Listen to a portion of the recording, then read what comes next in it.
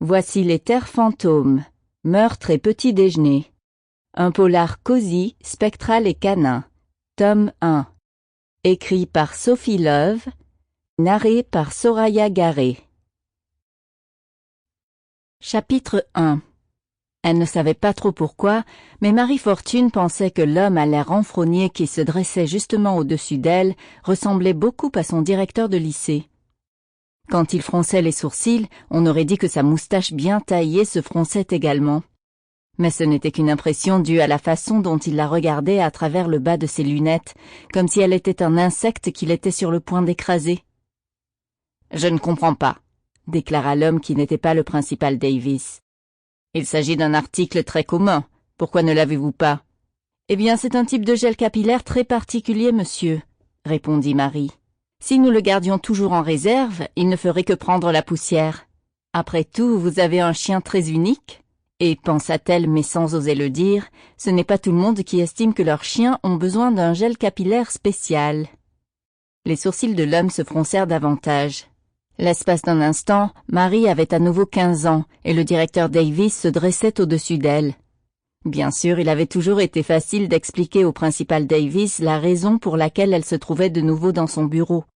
Il n'était pas aussi facile d'expliquer à un homme riche et collet-monté pourquoi Pampered Paws n'avait pas en magasin le gel pour poils de chien qu'il recherchait. Ce n'était pas le genre d'homme à avoir pleine conscience que le monde ne tournait pas autour de lui.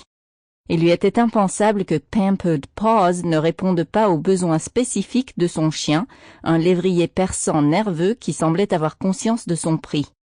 Même le chien semblait regarder Marie en fronçant ses sourcils. Quand elle croisa son regard, la chienne détourna les yeux comme si elle ne pouvait pas se soucier de quelqu'un d'aussi insignifiant.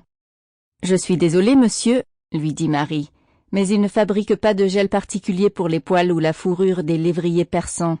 Le seul que nous puissions vous procurer et qui conviendrait à votre animal est très difficile à trouver et assez cher.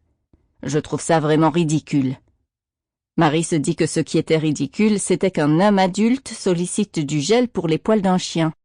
Ce n'était bien évidemment pas ce qu'elle avait dit. En revanche, elle exprima sa sympathie par un froncement de sourcils auquel la direction de Pampered Paws les avait instruits pendant la période de formation. « Eh bien, comme vous le savez, nous sommes un spa pour animaux de compagnie et non pas une animalerie, » expliqua Marie. « C'est pourquoi nous n'avons pas cette marque spécifique en magasin. Si vous le souhaitez, nous pouvons le commander pour... Je peux très bien le commander moi-même à la maison. » Mais vous ne le ferez pas, pensa-t-elle. La commande en ligne, c'est pour nous, les petites gens. Je comprends, monsieur, mais si vous... Sample complete. Ready to continue?